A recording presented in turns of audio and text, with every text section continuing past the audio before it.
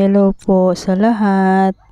Ngayon po ay naglalakad kami papunta sa loob ng Batangas Pier po. Kasama ko po ang aking asawa.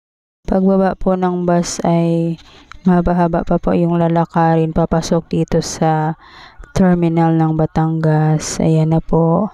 Ang last ko pong daan dito ay nung post-pandemic year 2022 po.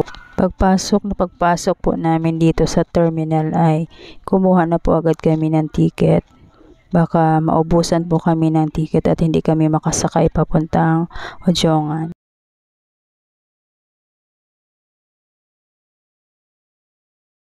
Pricey lang po talaga yung pamasahe from Batangas to Ojongan.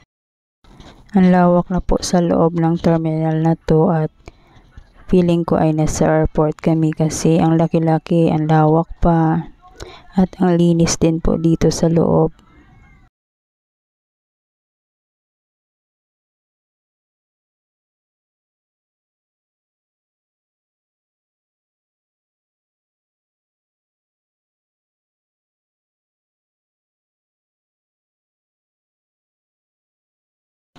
Dito po kami nag-antay na magpaakyat sa barko. Tagal po namin nag-antay dahil 5 o'clock na ng hapon kami pinakyat sa barko. At dumating kami ng Ojongan ay 1:30 or 2:00 ng madaling araw. Hindi rin na ako nakapag-video nung nandoon na kami sa Ojongan dahil busy na sa pagkuha ng mga requirements at pagkahapon ay nag-travel din po kami papuntang San Agustin.